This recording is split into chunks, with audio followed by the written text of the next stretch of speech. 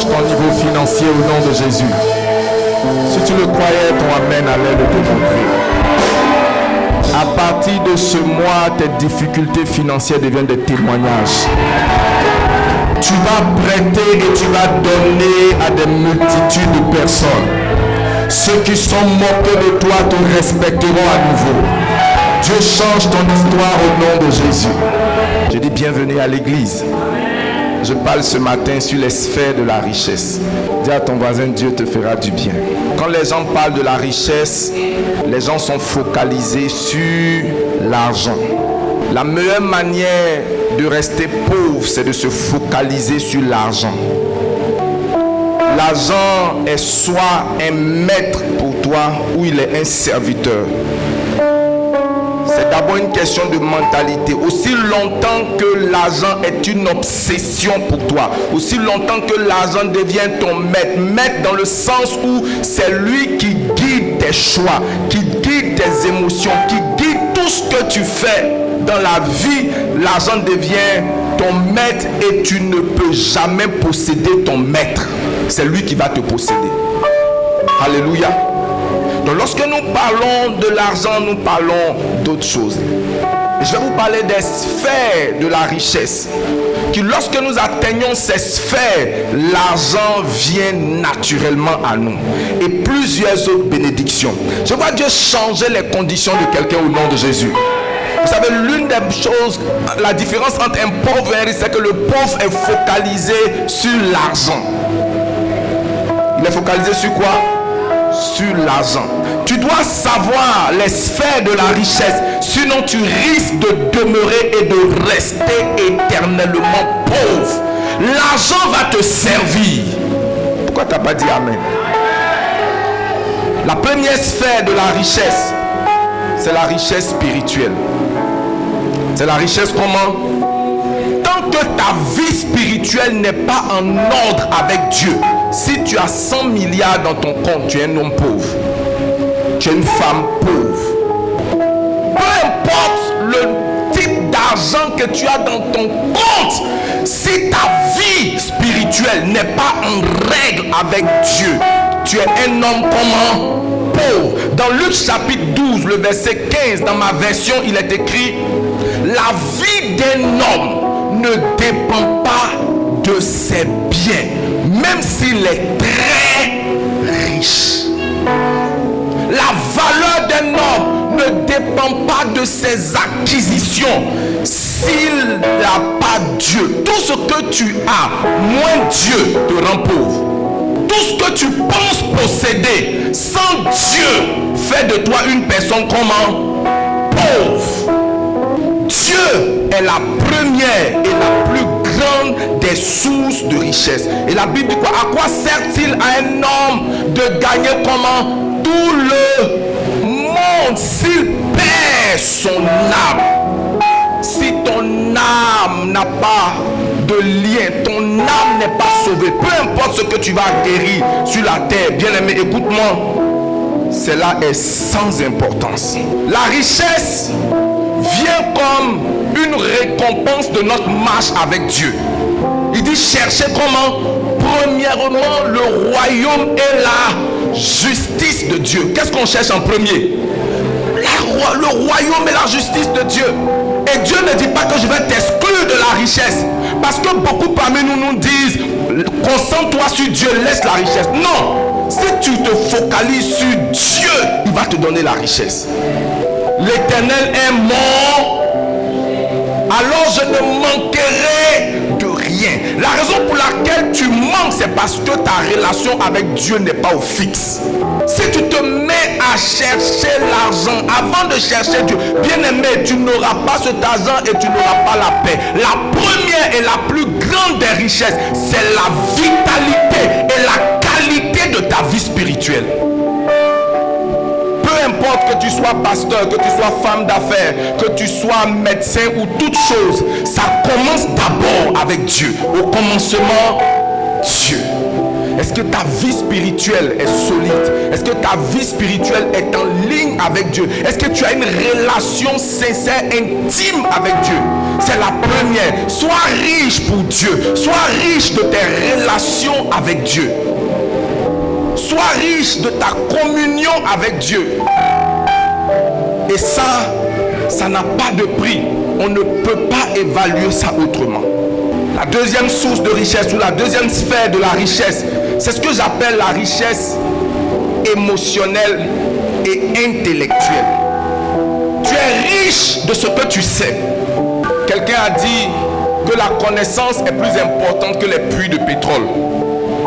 Dans les années 1957, le Maroc obtenait son indépendance au même titre que la Corée. Et la Corée était très pauvre alors que le Maroc avait des puits de pétrole. Mais aujourd'hui où nous parlons, je ne veux même pas comparer avec la Côte d'Ivoire. Les Coréens sont devenus non seulement immensement riches, ils ont commencé à devenir des exportateurs. Ils sont devenus 5 fois plus exportateurs que le Maroc, que plusieurs pays. C'était des gens qui étaient, mais ils se sont focalisés sur la connaissance et aujourd'hui ils exportent dans le monde des disques durs et beaucoup de choses. Bien aimé, quelqu'un peut posséder une maison, ne l'envie pas. Si tu as la connaissance, demain tu vas acheter cette maison de ses mains. Est-ce que je parle à quelqu'un? Quelqu'un peut avoir des véhicules, peut avoir les signes apparents de richesse. S'il manque la connaissance, demain tu vas l'acheter. Si tu vas dans les zones telles que les deux plateaux étant, les enfants des premiers riches sont en train de vendre aux nouveaux riches. Leurs pères les ont laissé des biens qu'ils sont en train de vendre à certaines personnes qui, au moment où leur père achetait, ils étaient quelque part à Man, ils étaient quelque part à Korogo, ils étaient quelque part à Yopougon, à Bramakote. Ils étaient en train de vendre des petites choses. Mais aujourd'hui, Dieu a changé leur situation. Donc ne te focalise, la connaissance te mettra toujours au-dessus. La Bible dit dans Proverbes chapitre 16, le verset 16.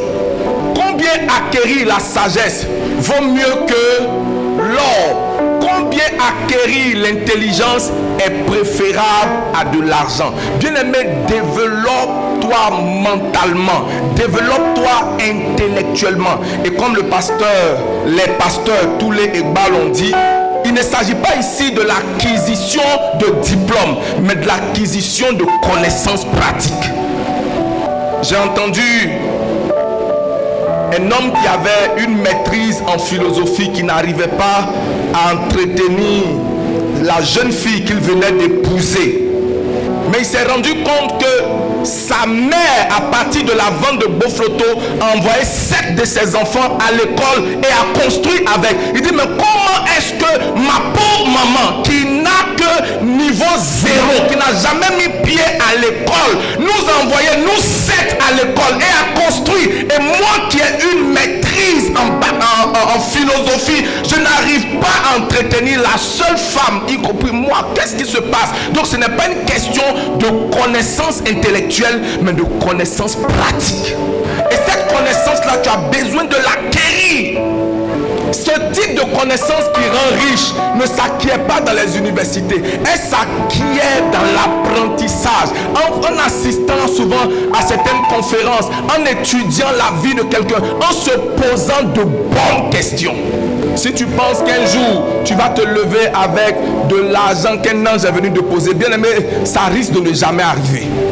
Mais si tu apprends quelque chose, tu deviendras meilleur. Si tu apprends quelque chose va rentrer dans ta vie. Lorsqu'il y a eu la crise en Côte d'Ivoire, beaucoup de personnes ont perdu leurs biens. Mais ceux qui avaient des connaissances n'ont pas perdu beaucoup de choses. Quand ils sont arrivés au Ghana, quand ils sont arrivés dans des terres hostiles, ceux qui avaient un savoir-faire ne se sont jamais considérés comme des réfugiés. Parce que partout dans le monde, la connaissance sera toujours respectée. La connaissance sera comment? Respectée.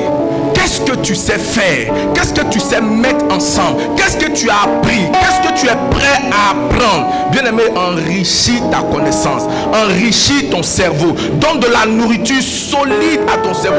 Lis des livres qui vont t'emmener à progresser, à avancer. Bien-aimé, je vais te challenger avec ce témoignage-là de cette maman encore une fois, parce que c'est un témoignage qui nous parle à nous tous. Combien parmi nous-mêmes ont vu certaines mamans qui ont même financé leur mari fonctionnaire? C'est-à-dire, lui, il allait à l'école, mais elle a la connaissance pratique de l'argent. Quand il est stressé et qu'il est endetté, elle va quelque part apprendre, parce qu'elle a appris les principes de l'économie. Elle a appris, souvent on les accusait, tu fais géretien, mais elle a compris que tout ce qu'on te donne là, tu ne manges pas. Elle a appris ça. Donc son géretien, c'était pas pour se retenir elle-même, c'est pour sauver le ménage. Et souvent, je me souviens, quand on était petit, on donnait combien à nos mamans? 1000 francs pour aller au marché. Et c'est dans 1000 francs que beaucoup de choses se font. Donc ne dis pas que je n'ai pas assez. Tu as besoin d'avoir la connaissance pour multiplier ce que tu as, la connaissance pour investir, la connaissance pour placer ton argent dans certaines choses, la connaissance pour acheter et vendre 2 ou 3 choses, la connaissance pour peut-être louer un hectare de quelque part, semer du riz, récolter à partir des fèves. Tu as besoin de cette connaissance. Tu as besoin d'apprendre. Proverbe chapitre 8. Lisons à partir du verset 18. Dis à quelqu'un, ton niveau de connaissance est ton niveau d'argent. Pardon, aide-moi à prêcher ce matin. Pardon, prêche avec moi. Dis à quelqu'un, ton niveau de connaissance là, c'est ça qui est ton niveau d'argent. Tu as besoin de t'asseoir avec quelqu'un pour lui dire, enseigne-moi tes secrets. Enseigne-moi comment? Tes secrets. Proverbe chapitre 8.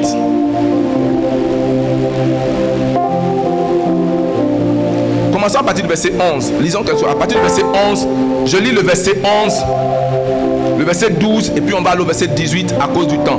Ça, c'est la sagesse. En fait, le Proverbe chapitre 8, c'est l'hymne ou le psaume de la sagesse. Le psaume dédié aux capacités, aux potentialités de la sagesse. Et au verset 11, il dit, car la sagesse vaut mieux que comment? Les perles. Elle a plus de valeur que tous les objets de prix. Tout ce qu'on peut acheter, la sagesse est au-dessus. Verset 12. Il dit, moi la sagesse, c'est elle qui parle. J'ai pour demeure le discernement. Et je possède comment? La science de la réflexion. Alors verset 18. La connaissance avec moi sont comment? La richesse et la gloire. Troisièmement, comment? Les biens durables avec moi sont les biens durables, pas les biens saisonniers, pas les biens shintok. Ta richesse va durer au nom de Jésus.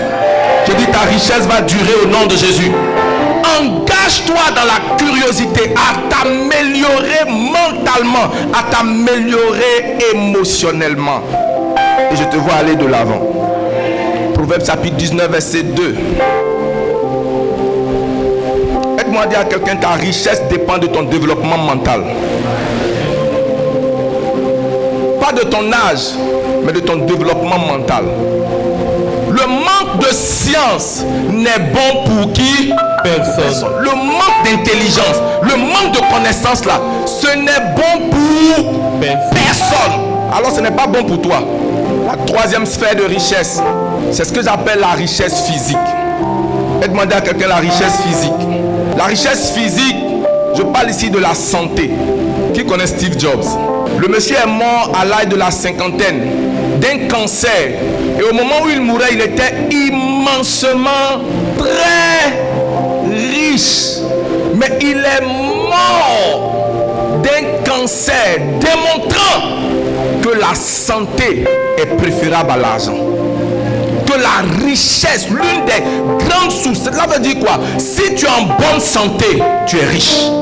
Si tu es malade, tu vas devenir pauvre. Notre santé intéresse Dieu. Quand j'étais en train de préparer ce message-là, je me suis permis de checker sur internet et interroger l'IA sur la place de l'industrie pharmaceutique dans le monde. Et on dit que c'est la 5e plus grande puissance en termes de ressources financières. La première, c'est le pétrole. La deuxième, ce sont les banques et les finances. La troisième, c'est la technologie. Tout ce qui est technologie, Internet, tout ça. C'est la troisième, la quatrième. Et puis, il y a l'industrie pharmaceutique qui vient. Cela veut dire, et après l'industrie pharmaceutique, vient l'immobilier et la construction. Pourquoi? Parce que tu peux ne pas avoir construit, mais tu as besoin de médicaments. Et est-ce qu'il y a des gens parmi nous qui sont sous traitement définitif? C'est-à-dire, il y a des médicaments qui sont emmenés à prendre toujours pour maintenir leur santé. C'est pas une honte, on va prier pour toi. Oui. Et dans le monde, il y a des gens comme ça. Ils prennent régulièrement des médicaments. Et puis, il y a nous autres qui prenons de manière saisonnière des médicaments. Mange bien. Vis bien. Arrête de faire supporter à ton corps des choses que tu pourrais emmener à regretter plus tard. Valorise ta santé physique. Si tu as l'occasion de rencontrer une personne fortunée qui est malade, si tu regardes dans ses yeux et elle te voit en bonne santé, si tu pouvais lui proposer un deal, elle allait dire: tu ne sais pas ce que tu as. Parce que si moi j'ai ce que tu as, je vais reprendre ma prospérité. Tout ce qui me manque, c'est la santé. Parce qu'il n'a pas de problème avec l'argent. Il n'a pas de problème avec comment acquérir l'argent. Ce qui le paralyse, c'est qu'il n'a pas la santé mentale pour se déplacer, pour bouger. Et quand il regarde la vie de certaines personnes qui ont de la vitalité, qui ont de l'énergie, mais qui utilisent cette énergie pour rien du tout. On a tous 24 heures, mais il utilise sa force, il utilise son temps pour zéro. Quand le riche regarde, il dit: oh my God, quel gaspillage. Quel gaspillage cette santé qu'il a. Quel gaspillage cette jeunesse qu'il a. Si je pouvais avoir ce temps et cette énergie, si je pouvais me lever comme toi. Bien aimé, la santé est une richesse. C'est parce que tu ne le sais pas que c'est avec la santé qu'on acquiert le malakai. C'est avec la force physique qu'on acquiert de l'argent, qu'on se lève tôt le matin, qu'on va à certains rendez-vous, qu'on fait certaines choses. Ne sois pas là à envier quelqu'un qui a le matériel. Commence à célébrer Dieu pour ta bonne santé. L'un de nos anciens ici a vu sa femme à l'époque être frappée par l'insuffisance rénale. Et j'ai compris que chaque dialyse, 150 000. C'est le genre de maladie qui est appauvrissante. Elle vient pour t'appauvrir, elle vient pour te faire chose. Et quand ça arrive à ce moment-là, quand ton argent finit, c'est l'argent de tes connaissances qu'on a besoin de venir pour voir comment est-ce que vous allez avoir cela. Tu es peut-être à Yopougon, tu es peut-être avec moi ici dans cette église et tu te sous-estimes, tu te méprises parce que tu n'as pas 100 000, tu n'as pas 1 million. Alors que celui qui a 10 millions, celui qui a plus que toi te regarde et il est en train de dire: mais Seigneur, qu'est-ce qu'il est en train de faire avec ce que tu lui as donné? Cette personne ignore que la santé est d'abord la richesse. Elle utilise cette santé pour s'inquiéter. Elle utilise cette santé pour se lamenter. Elle utilise son beau corps au service du mal. Elle utilise son beau corps pour dans des lieux et avec des personnes qui ne peuvent pas faire avancer sa vie. Bien aimé, la santé, c'est la richesse. Et tout ce que tu fais pour maintenir ta bonne santé est un investissement. Je dors correctement.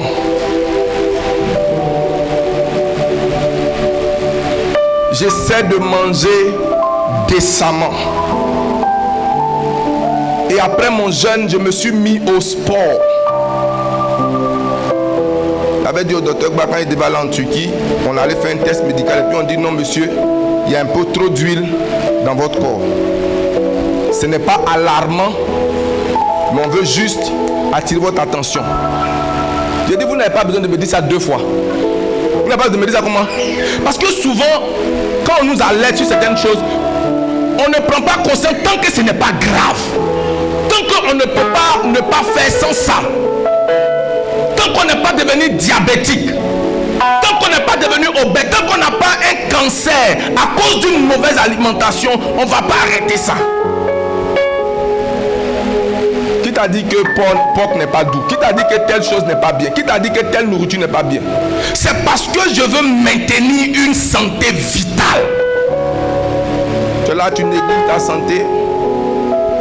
Tu seras non seulement tu gaspilles ton énergie, mais sache que la santé ou alors la maladie coûte beaucoup d'argent.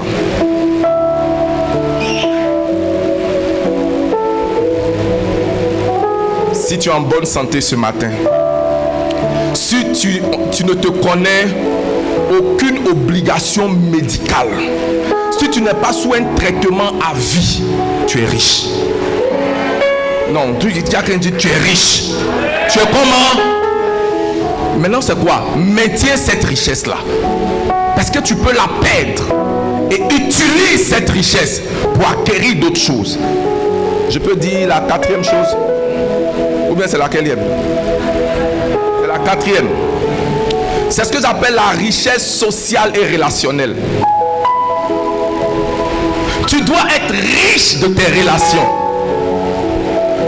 Souvent tu n'as pas besoin d'argent, tu as besoin des gens qui ont l'argent. Quelqu'un n'a pas entendu ce que j'ai dit. J'ai dit souvent tu n'as pas besoin d'argent. Tu as besoin de comment? Nos vies sont tellement interconnectées que ton avenir peut dépendre d'une personne que tu n'aimes pas.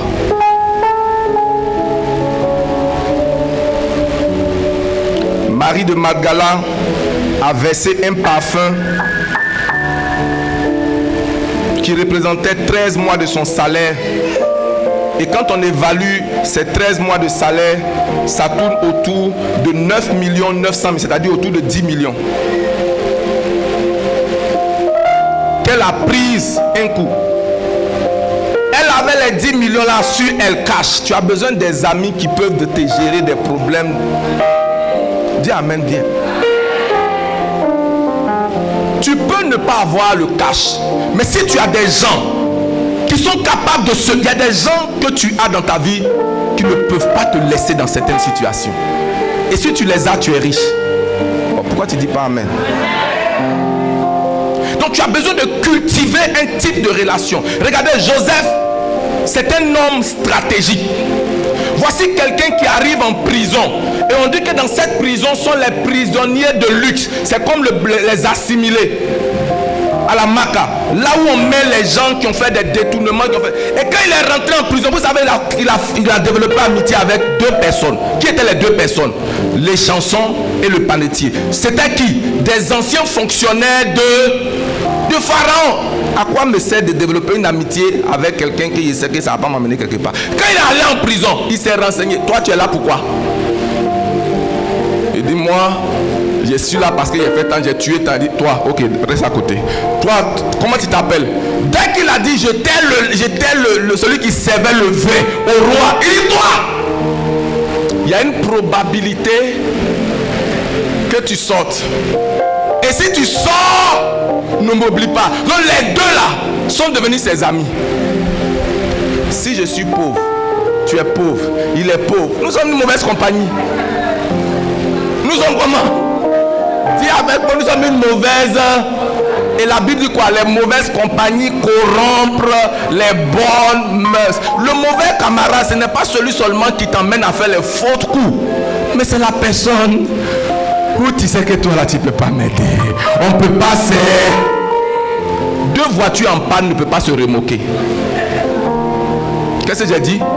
Deux voitures en panne ne peuvent pas se remorquer. Docteur, quand j'ai étudié en profondeur l'histoire du général Naaman, j'ai vu que ce n'est pas Élisée qui l'a guéri, c'est plutôt le roi. Et il développe un type de relation avec son patron à tel enseigne que son patron lui dit, je vais écrire au roi d'Israël pour qu'il te guérisse. Quel genre de relation tu as avec tes supérieurs?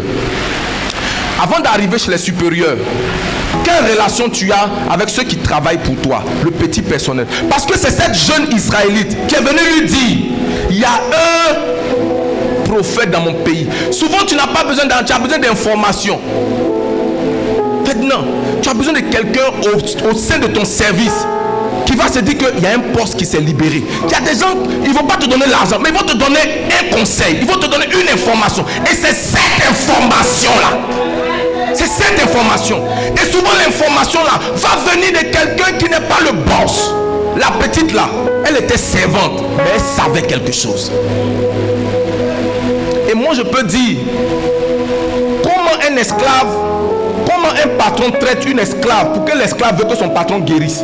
La plupart de vos employés veulent que vous mourrez. Ils veulent que vos affaires s'écroulent. Mais je connais des gens qui prient pour leur patron. Parce qu'ils savent. Hier je parlais avec une de vos soeurs, ma fille, Diop. Et puis, pendant qu'elle me parlait, Dieu lui a fait du bien à un certain niveau. Puis j'ai dit, mais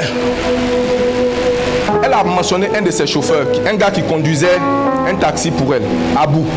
Et puis j'ai dit, Abou est toujours avec toi. Elle dit, Abou va partir où? Abou et moi, on est ensemble. Elle dit, Abou, même quand je suis malade, Abou prie pour moi. Pourquoi? Parce qu'au-delà d'être mon chauffeur, je suis impliqué dans sa famille. Il y a eu des situations où j'ai soigné son père malade sans l'enlever sur son salaire. Et souvent, c'est quelqu'un qui connectait dans certaines situations.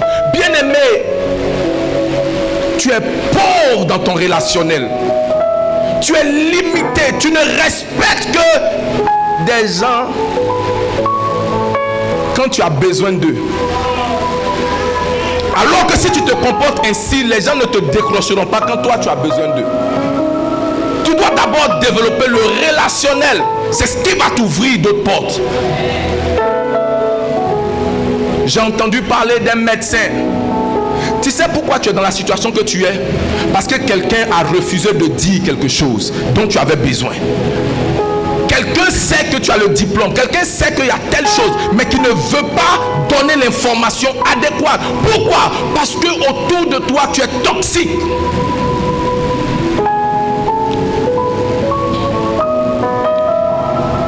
Je vous ai déjà dit ici une année, et je m'en souviens parce que le témoignage de Mme Fallé me réunit. Je dis que la Bible dit, les dons d'une personne lui ouvrent la voie. Elle lui donne accès comment? Au grand. Tu ne rentres pas chez le grand avec le problème. Tu rentres chez le grand avec un don, avec un présent. Tu as ton patron qui est capable de décider de ton avenir professionnel. Il n'est pas né de nouveau, il n'est pas converti. Le jour de la fête des pères, emballe une petite bouteille de vin et dit bonne fête papa, même si ce n'est pas ton papa. Dis amen bien. Est-ce que je parle à quelqu'un? Est-ce que ce que je dis a du sens? Papa Kodjo, quand tu étais de service, tu sais que vos affectations là, ça ne dépend pas de Dieu. Ça dépend de vos supérieurs. Est-ce que l'affectation de quelqu'un dépend de Dieu? Ça dépend de qui? Ça dépend de ton supérieur. Et le supérieur, quand il doit t'affecter là, ton nom est devant lui, il va regarder. Wakiri Jacques. C'est pas le petit. C'est qui même? Ah, enlevez ça là-bas.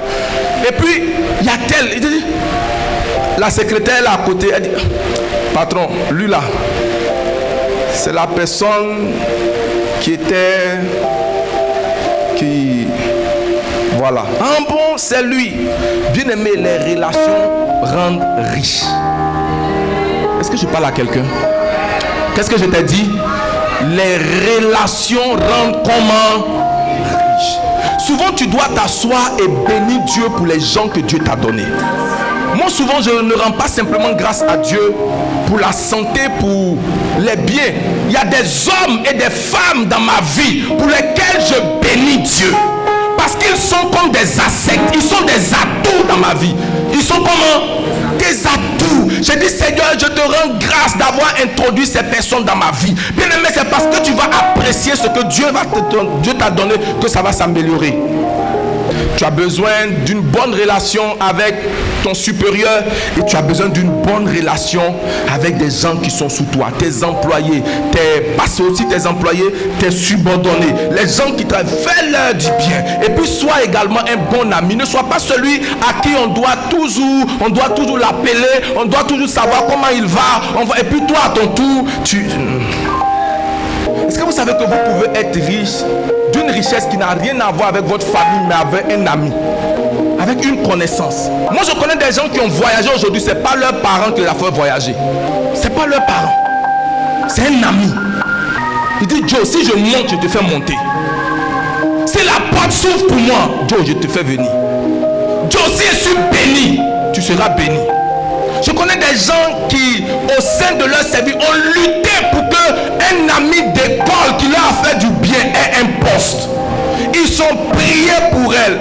Bien aimé, si tu cours après l'argent, tu veux que je te dise quelque chose? Si tu n'as aucune relation, tes funérailles seront terribles. Pose-toi la question. Si tu décèdes là aujourd'hui, tu laisses qui? Ça, je parle à une catégorie de personnes. Donc Dieu veut que tu sois riche. Ça fait de toi un homme bien. Parce qu'un homme de bien ne laisse pas ses enfants dans les problèmes. Un homme de bien pense aux gens après lui. Un homme de bien ne pense pas qu'à lui. C'est pourquoi la Bible se réfère à celui qui laisse un héritage comme étant une personne bien. Il dit un homme de bien laisse comment? Un héritage. Un homme de bien, ce n'est pas celui qui prie seulement. Ce n'est pas celui qui vit dans la sanctification. Un homme de bien, c'est celui qui laisse un testament pour lui dire, toi, mon bien qui se trouve à Gagnoa, cette école, c'est pour toi. L'usine qui se trouve à Bassam, ça c'est pour toi. Le supermarché qui se trouve à Trècheville, ça c'est pour toi.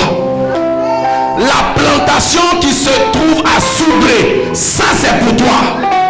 Quand tes enfants te regardent et disent, ça c'est un papa de bien. Pas un papa, quand il meurt, c'est là où les créanciers sortent à gauche, ils sortent à droite, et machin. Un homme de bien.